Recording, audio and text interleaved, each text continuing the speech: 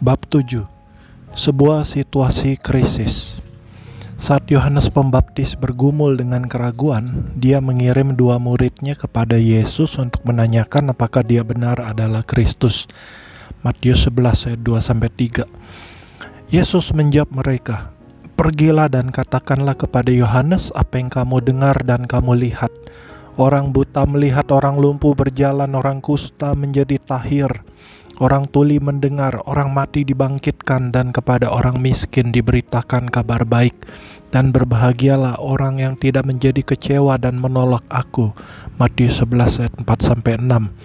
Catatan Lukas mengenai kejadian yang sama ini yang bisa ditemukan dalam Lukas 7 ayat 18-23 menambahkan sedikit detail yang membuat perbedaan di dunia. Tapi sebelum kita melihat lebih lanjut mengenai itu, saya ingin mendorong Anda untuk melihat pada buku saya yang berjudul Life for Today Study Bible and Commentary Gospel Edition. Itu adalah sebuah buku dengan 600 halaman yang berisi 4 kitab Injil dalam keseluruhan mereka, komentar, referensi, catatan kaki, dan alat-alat pembelajaran lainnya. Sebagai tambahan, satu fitur yang unik dan sangat penting adalah bahwa keempat Injil itu disusun berurutan per kejadian. Ini berarti bahwa semua ayat dalam Matius, Markus, Lukas, dan Yohanes mengenai setiap peristiwa Injil telah dibentangkan dalam satu halaman. Ini membuat Anda bisa mendapatkan sebuah pengertian yang komparatif akan kitab Injil dan melihat perbedaan dari detail yang ada, yang membukakan pencerahan tambahan pada kejadian tersebut yang biasanya tidak bisa Anda lihat hanya dengan membaca masing-masing mereka.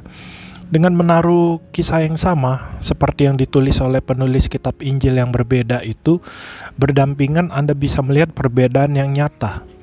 Tidak ada yang kontradiksi, mereka hanya menambahkan informasi baru untuk menggambarkan gambaran yang lebih penuh akan apa yang sebenarnya terjadi.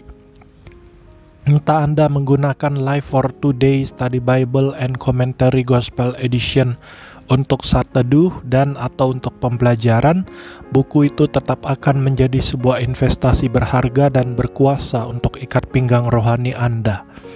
Sebuah gambaran yang lebih lengkap.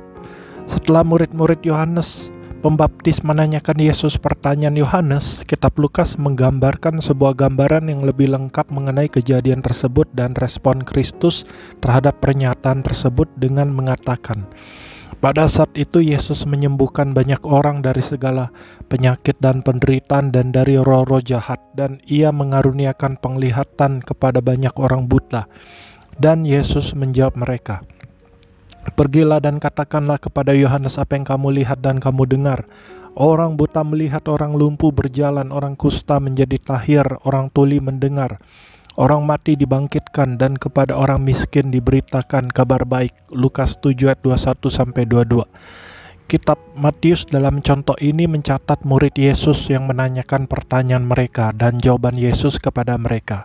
Matius 11 ayat 2-6. Namun di dalam kitab Lukas ini kita melihat bahwa sebelum Yesus menjawab pertanyaan murid-murid Yohanes Pembaptis, pada saat itu Yesus menyembuhkan banyak orang dari segala penyakit dan penderitaan dan dari roh-roh jahat, dan ia mengaruniakan penglihatan kepada banyak orang buta. Lukas 7 ayat 21. Pada saat itu menyiratkan bahwa kira-kira 1 jam setelah pertanyaan itu diajukan, Yesus tidak menjawab murid-murid Yohanes Pembaptis, tapi dia melakukan kesembuhan dan mujizat. Kemudian dia memberitahu kepada para murid itu untuk kembali dan memberitahu Yohanes Pembaptis tentang apa yang baru saja mereka lihat dan dengar. Itulah sebuah perbedaan besar dari kitab Matius, di mana terlihat sepertinya Yesus langsung menjawab pertanyaan mereka dengan perkataan, "Kembalilah dan katakan kepadanya apa yang telah kalian lihat dan dengar." Perhatikan betapa spesifiknya Lukas dalam menyebutkan setiap jenis mujizat yang dilakukan Yesus. Di kemudian hari kita akan melihat betapa pentingnya hal ini, tapi untuk sekarang lihatlah bahwa Yesus menghabiskan waktu kira-kira 1 jam untuk melakukan semua mujizat itu sebelum memerintahkan murid-murid Yohanes untuk kembali kepada Yohanes dan memberitahu kepadanya apa yang telah mereka lihat dan dengar. di luar jarak pendengaran. Saat murid-murid Yohanes pergi, mulailah Yesus berbicara kepada orang banyak itu tentang Yohanes. Matius 11 ayat 7, King James Version. Kitab Lukas mencatat kejadian ini sedikit berbeda dengan mengatakan, dan ketika suruhan Yohanes itu pergi, dalam kurung kata kerja dalam bentuk lampau, mulailah Yesus berbicara kepada orang banyak itu tentang Yohanes. Lukas 7 ayat 24. Jadi bukannya saat mereka pergi. Yesus sebenarnya menunggu sampai setelah murid-murid Yohanes Pembaptis sudah meninggalkan tempat itu sebelum akhirnya dia mulai berbicara mengenai Yohanes. Dengan membandingkan kejadian yang sama ini dalam Matius dan Lukas, kita bisa melihat bahwa Yesus tidak menjawab pertanyaan murid-murid Yohanes Pembaptis selama kira-kira 1 jam lamanya. Bukannya memberikan jawaban langsung, dia malah pergi keluar dan mencelikan mata orang buta, membangkitkan orang mati, mengusir roh jahat, dan menyembuhkan orang lumpuh dan tuli. Dia melakukan semua mujizat ini dalam waktu 1 jam. Saya telah melihat orang buta melihat, orang mati dibangkitkan, dan orang-orang lumpuh disembuhkan dan berjalan lagi. Saya telah melihat banyak mujizat terjadi, tapi saya tidak pernah melihat semua mujizat itu terjadi dalam jangka waktu 1 jam. Saya telah melihat berbagai macam mujizat dalam periode waktu yang singkat, tapi Allah memadatkan mujizat membangkitkan orang mati, mencelikan mata orang buta, membuka telinga yang tuli, dan membuat orang lumpuh berjalan, semuanya dalam waktu 1 jam. Bayangkan dampaknya ini pada diri Anda. Kemudian setelah murid-murid Yohanes Pembaptis berada di luar jarak dengar sehingga mereka tidak mendengar apa yang hendak Yesus katakan mengenai Yohanes karena mereka telah menjauh, Allah mulai mengatakan hal-hal paling tidak demikian yang ada dalam pikiran saya akan menjadi hal yang menguntungkan bagi Yohanes daripada jawaban Yesus kepada murid-muridnya. Dalam kondisi Yohanes, taruhlah diri Anda pada posisi Yohanes. Anda adalah salah satu tokoh utama dalam suatu bangsa. Orang banyak melihat kepada Anda sebagai pemimpin. Pada suatu saat, ratusan ribu orang berkata bahwa Anda adalah orang yang paling penting di seluruh bangsa. Anda memiliki karisma tertentu. Sekarang Anda di sini dalam masa krisis, tergelap Anda meragukan kebenaran yang telah menjadikan Anda sebagai alat yang Allah gunakan dengan luar biasa. Anda sedang dalam kondisi terendah Anda, dalam penjara. Sepertinya Anda akan segera dieksekusi setiap saat. Dan ternyata Yohanes Pembaptis kan akhirnya dipenggal. Lihat Matius 14 ayat 3-12. Selama masa kelam ini, Anda mengirimkan pesan kepada orang yang telah mengambil tempat Anda dan melebihi Anda. Dia adalah orang yang sama yang telah Anda promosikan dan Anda dorong maju ke depan. Anda adalah orang yang menarik semua orang, tetapi kemudian Anda meminta mereka untuk mengikuti dia. Anda mengumpulkan semua orang dan kemudian memberikan mereka semua kepada dia. Dalam masa krisis Anda mengirimkan orang kepada Yesus untuk meminta bantuan, tapi kelihatannya Allah tidak membantu murid-murid Anda pada mulanya. Dia mengabaikan mereka dan melakukan semua mujizat itu. Kemudian dia mengatakan kepada mereka, dan Yesus menjawab mereka, "Pergilah dan katakanlah kepada Yohanes apa yang kamu lihat dan dengar. Orang buta melihat, orang lumpuh berjalan, orang kusta menjadi tahir, orang tuli mendengar. Orang mati dibangkitkan dan kepada orang miskin diberitakan kabar baik. Dan berbahagialah orang yang tidak menjadi kecewa dan menolak aku." Lukas 7 ayat 22-23. Ketika saya pertama kali membaca ayat-ayat ini, saya merasa sedih melihat Yohanes. Saya berpikir, Yesus tidak benar-benar melakukan banyak hal untuk membantu Yohanes Pembaptis di sini. Pikirkan itu. Yohanes Pembaptis telah dipisahkan untuk Injil sejak dalam kandungan ibunya. Dia tidak punya masa anak-anak yang normal. Dia tidak punya istri dan atau anak.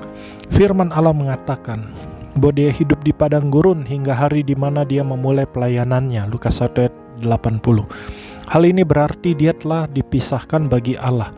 Tidak ada rancangan B atau rancangan C. Dia tidak pernah memiliki kesenangan lain selain dari panggilannya. Pria ini benar-benar dipisahkan dan berfokus total pada misinya sejak dari kandungan ibunya. Sebuah kesalahan besar. Jika Yesus bukanlah Kristus, maka Yohanes Pembaptis telah menyanyiakan pengurapan yang ada dalam hidupnya. Dia pernah menyatakan mengenai Yesus. Pada keesokan harinya, Yohanes melihat Yesus datang kepadanya dan ia berkata, "Lihatlah anak domba Allah yang menghapus dosa dunia." Yohanes 1 ayat 29. Murid-murid Yohanes sendiri telah datang dan ingin mengikuti Yesus, tapi mereka bimbang karena kesetiaan mereka kepada Yohanes. Yohanes berkata, "Ia harus makin besar, tapi aku harus makin kecil." Yohanes 3:30. Yohanes Pembaptis mengirim murid-muridnya untuk mengikut Yesus. Jika Yesus bukanlah Mesias, maka Yohanes telah membuat sebuah kesalahan besar yang mengubahkan hidupnya menjadi sebuah kegagalan dan kesia-siaan. Tidak hanya itu, tapi dia telah mendapatkan pengurapan yang paling tidak dimiliki oleh orang lain di dunia ini dan mengirimkan para muridnya, seluruh bangsa itu dan bangsa-bangsa di sekitarnya kepada orang yang salah. Dia bisa saja menjadi sebuah alat si jahat, bukannya alat Allah. Keraguan Yohanes Pembaptis bukanlah sebuah keraguan sembarangan. Ini adalah sebuah situasi kritis yang tidak seperti situasi lainnya dalam hidup Yohanes. Bagaimana Yesus meresponi pertanyaan Yohanes yang diajukan oleh murid-muridnya? Allah tidak menjawab terlebih dahulu pertanyaan itu, tapi memberitahu mereka setelah 1 jam menyembuhkan orang banyak. "Pergilah ceritakan kepada dia apa yang telah kalian lihat dan dengar." Kemudian setelah murid-murid Yohanes pergi, Yesus berbicara kepada orang banyak itu tentang Yohanes. "Untuk apakah kamu pergi ke padang gurun, melihat buluh yang digoyangkan angin kian kemari?" Lukas 7 ayat 24. Yesus sedang menanyakan, apa yang menarik ribuan orang, bahkan mungkin ratusan ribu orang datang ke padang gurun untuk mendengarkan orang ini? Apakah itu buluh yang ditiup angin? Bukan, buluh itu sudah ada selama ratusan tahun dan orang banyak tidak berdatangan. Bukan karena alam, bukan karena padang gurun yang sangat indah. Orang banyak datang karena ada seorang pria yang bernyala-nyala bagi Allah. Menyala-nyala bagi Allah. Jika Anda menyala-nyala bagi Allah, seluruh dunia akan datang dan melihat Anda terbakar karena semangat itu. Yohanes Pembaptis adalah orang yang menyala-nyala bagi Allah. Dia diurapi Allah, firman Allah ada pada mulutnya. Allah memberikan pujian besar kepada Yohanes, mengakui bahwa dia telah menarik kerumunan besar ke padang gurun. Jadi untuk apakah kamu pergi? Melihat orang berpakaian halus, orang yang berpakaian indah dan hidup mewah, tempatnya di istana raja. Lukas 7 ayat 25. Apakah karena pakaian Yohanes Pembaptis yang berkilauan atau sepatu kulit aslinya yang menarik orang-orang ke sana? Apakah rambut model Pentakostanya atau baju setelannya yang mahal yang telah menarik kerumunan orang banyak? Tidak, dia tidak memiliki itu semua. Pakaian Yohanes Pembaptis terbuat dari bulu unta. Satu-satunya hal yang baunya lebih buruk daripada bulu unta adalah bulu unta yang basah. Yohanes Pembaptis mengenakan pakaian bulu unta dan menghabiskan separuh waktunya di sungai Yordan untuk membaptis orang banyak. Jadi orang ini pastinya bukan orang yang berpakaian keren.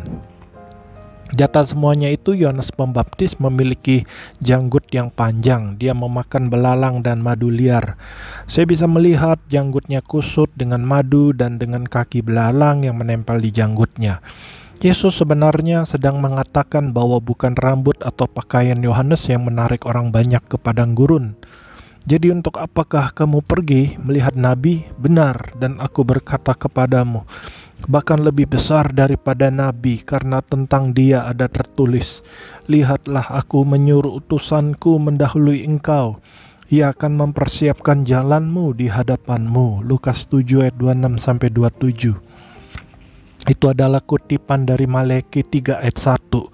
Kita semua bisa mengerti bahwa perkataan-perkataan ini adalah tentang seorang nabi yang mempersiapkan jalan bagi Mesias, sebuah posisi otoritas dan kepemimpinan yang sangat tinggi.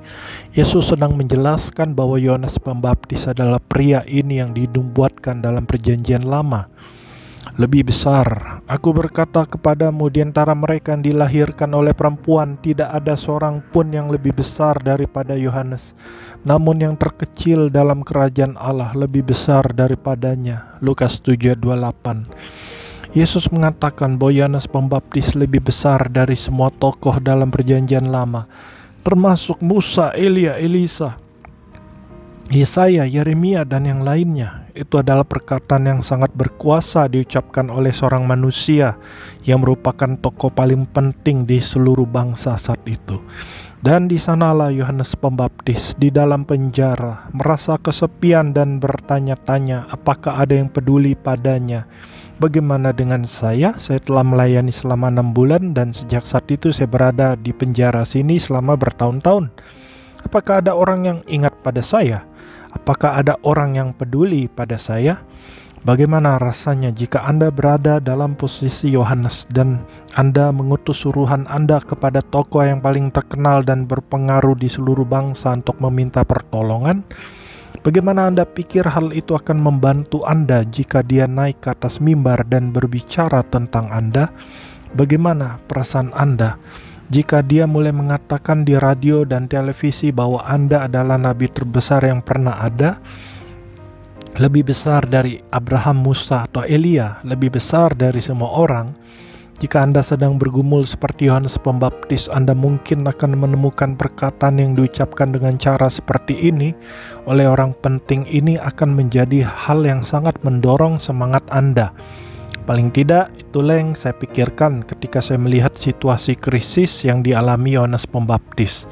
Dan melihat bagaimana Allah memperlakukan murid-muridnya, mengabaikan mereka selama 1 jam, menyembuhkan orang banyak, dan kemudian mengirimkan mereka kembali dengan pesan itu. Saya berpikir, Tuhan itu sepertinya tidak menjawab apa yang dibutuhkan. Lalu setelah murid-murid Yohanes pergi, baru kemudian kau mulai mengatakan semua pujian itu. Mengapa engkau tidak mengatakannya selagi murid-murid itu ada di sana? Bukankah itu akan lebih memberkati Yohanes Pembaptis?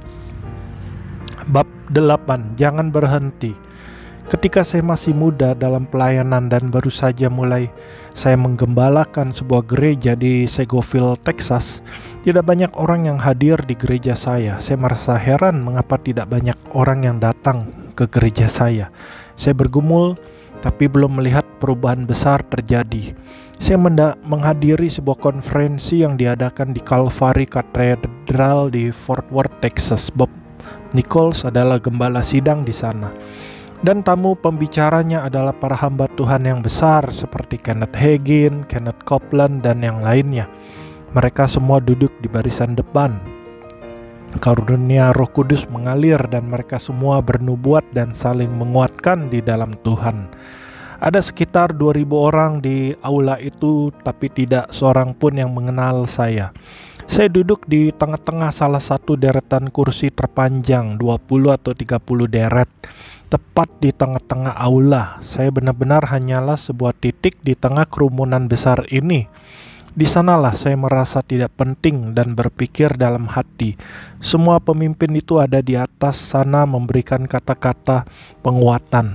Tidak seorang pun di aula ini yang memerlukan penguatan lebih daripada saya. Saya merasa kesepian dan beberapa emosi negatif lainnya.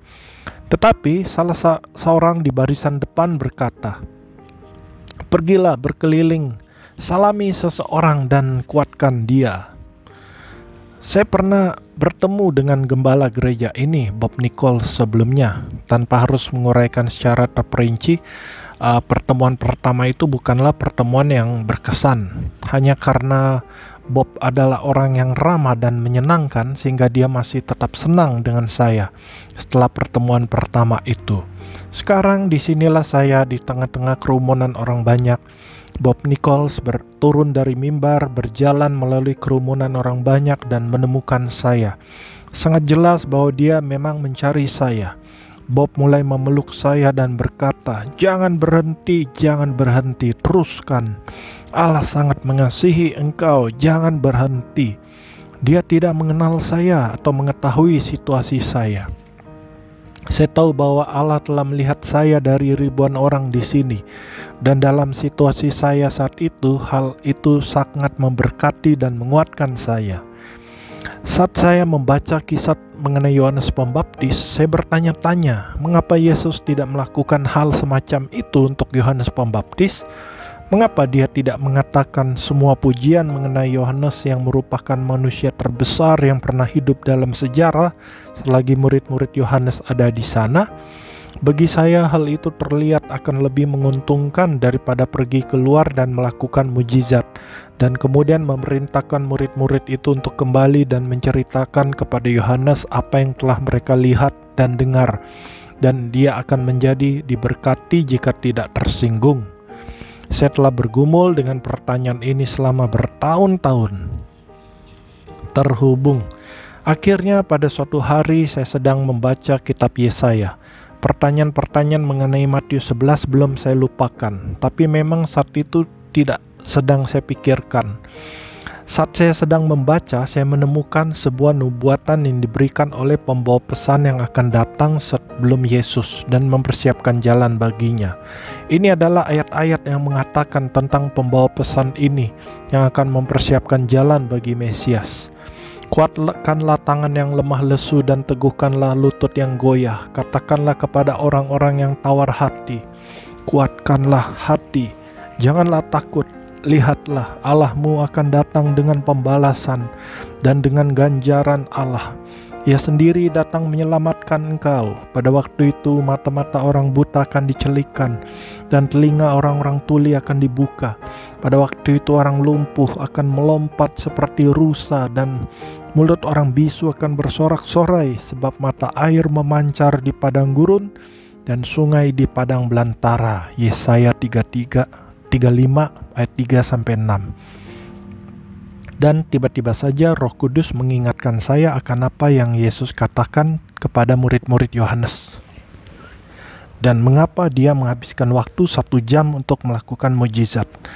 Yesus menjawab mereka, pergilah dan katakanlah kepada Yohanes apa yang kamu dengar dan kamu lihat. Orang buta melihat, orang lumpuh berjalan, orang kusta menjadi tahir, orang tuli mendengar, orang mati dibangkitkan, dan kepada orang miskin diberitakan kabar baik, dan berbahagialah orang yang tidak menjadi kecewa dan menolak aku.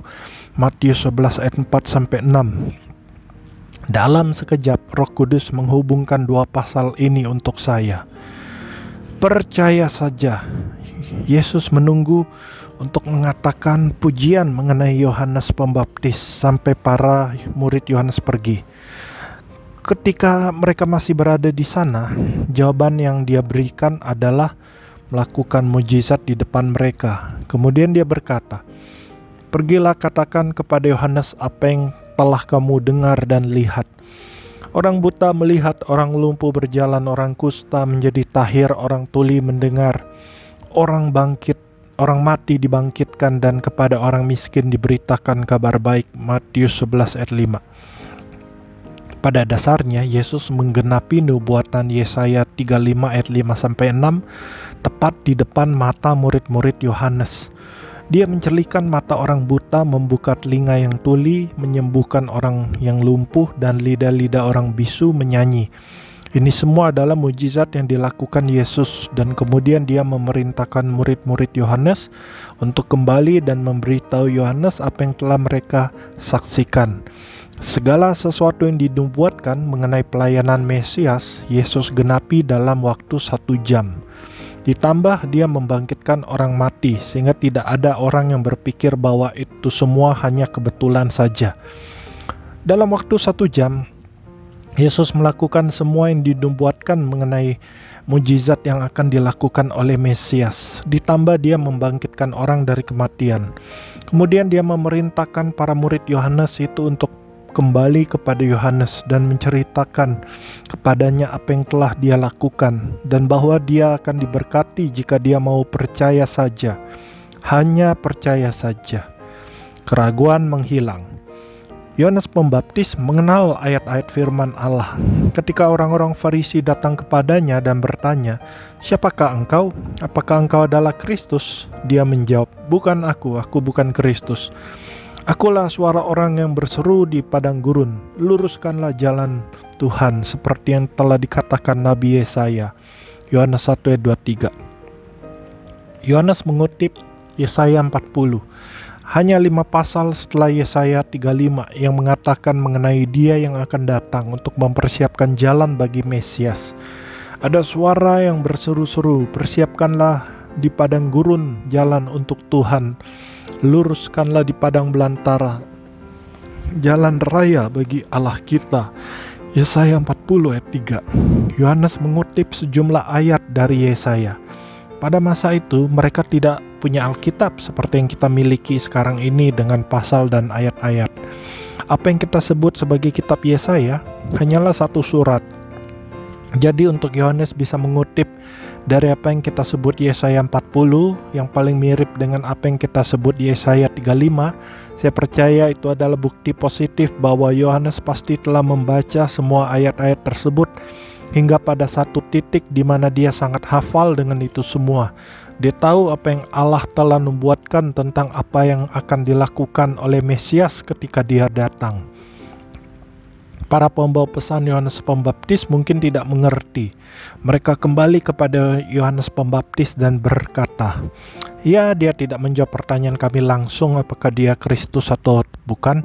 Akan tetapi dia membuat kami menunggu selama 1 jam, di mana dia mencelikan mata orang buta, membuka telinga yang tuli, orang-orang bisu bisa berbicara, dan orang-orang lumpuh berjalan kembali. Kemudian dia menyuruh kami untuk kembali dan memberitahukan kepadamu apa yang telah dia lakukan, dan bahwa kau akan diberkati jika kau mau percaya saja. Ketika mereka menyampaikan pesan itu kepada Yohanes, saya percaya Roh Kudus menghubungkan apa yang telah dinubuatkan Yesaya mengenai Mesias dan apa yang telah dilakukan oleh Yesus. Saya yakin pencerahan datang saat Yohanes menyadari bagaimana bisa saya meragukan bahwa ini adalah Mesias. Dia telah melakukan semua yang dinubuatkan oleh firman Allah tentang apa yang akan dia lakukan.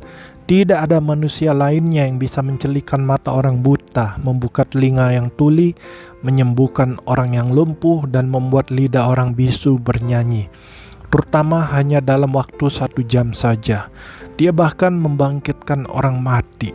Saya yakin Roh Kudus datang seperti sebuah banjir dan membasuh semua keraguan Yohanes Pembaptis. Yesus menarik semua pengetahuan firman Allah yang dimiliki Yohanes, tidak hanya emosinya. Ketika kebenaran firman Allah menghilangkan semua keraguan Yohanes Pembaptis, saya yakin dia mulai memuji dan bersyukur kepada Allah. Pemenang atau korban. Yesus bukannya tidak menghargai Yohanes dengan tidak memberikan kepada dia puji-pujian itu. Dia tidak hanya memberitahu dia sesuatu untuk mengatasinya, justru kebalikannya.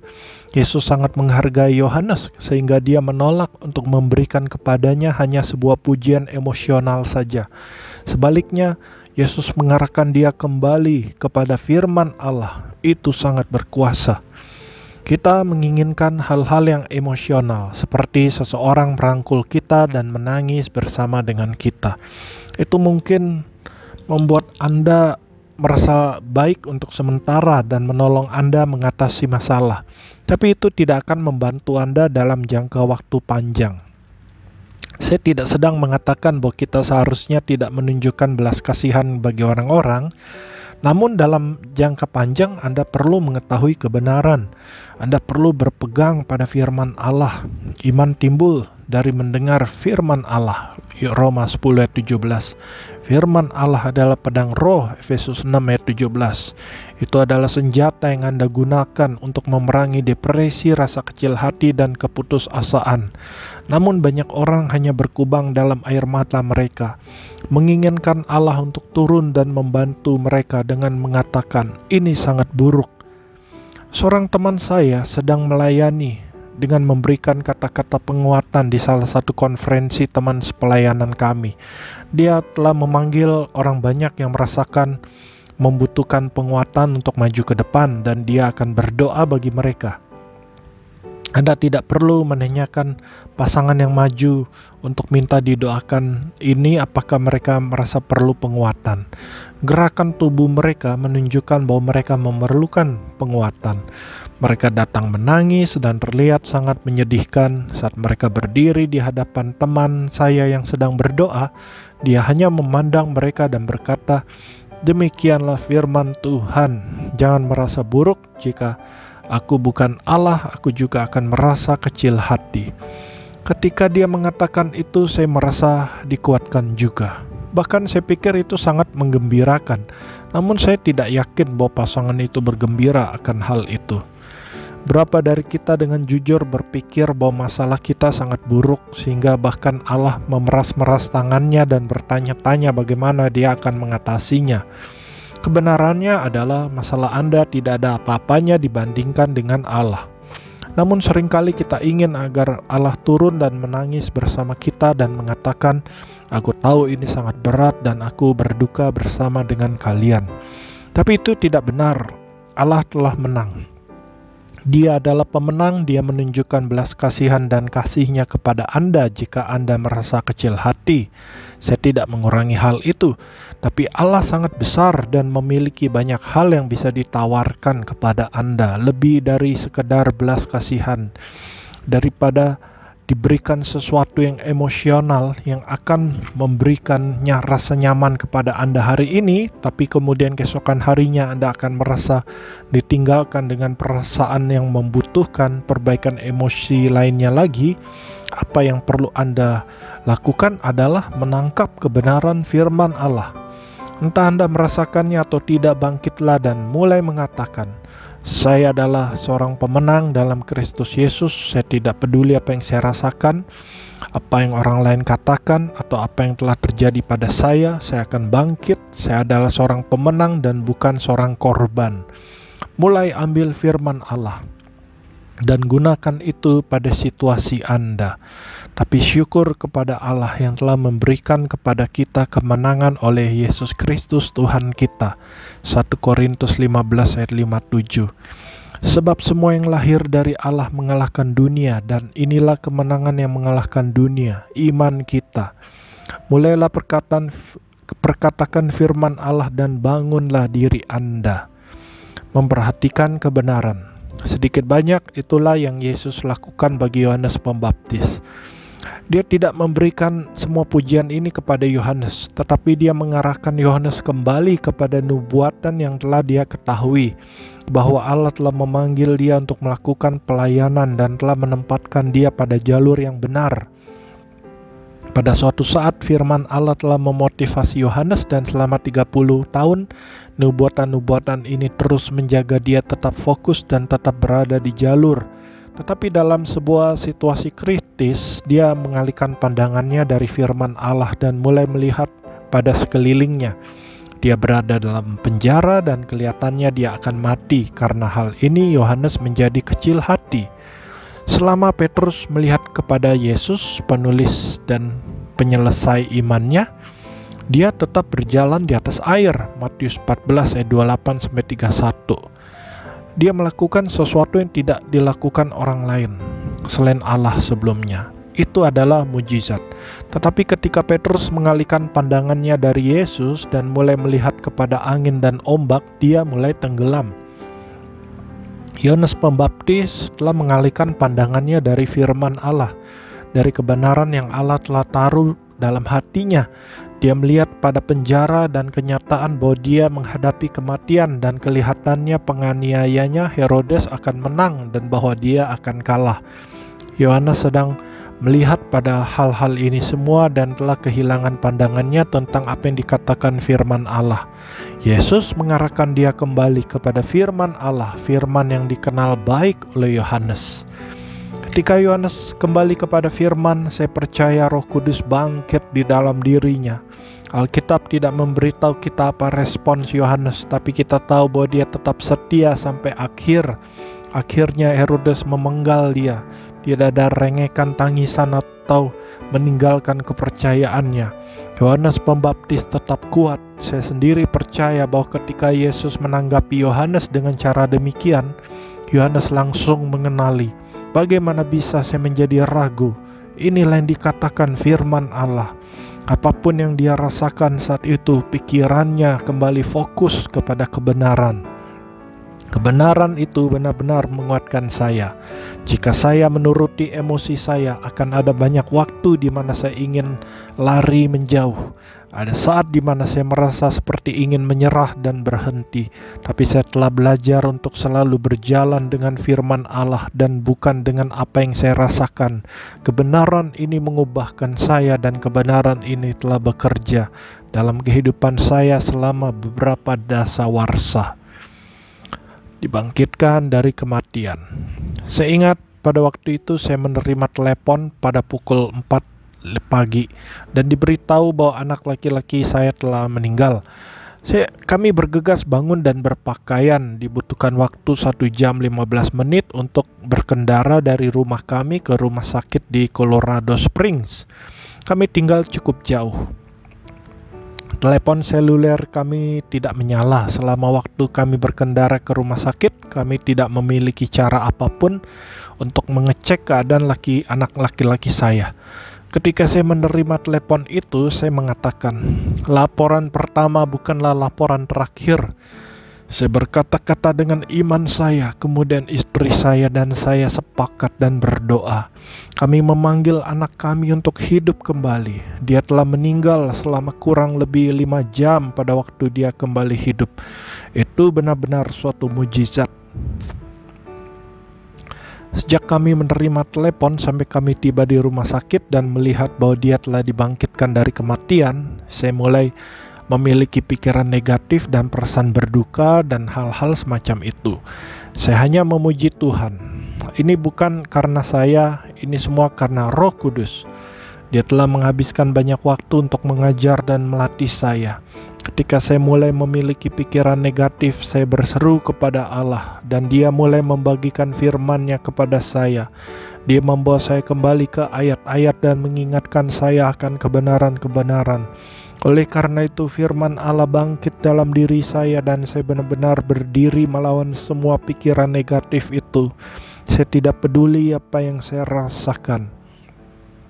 Bayangkan jika seseorang memberitahu Anda bahwa anak laki-laki Anda mati. Apa yang akan Anda rasakan?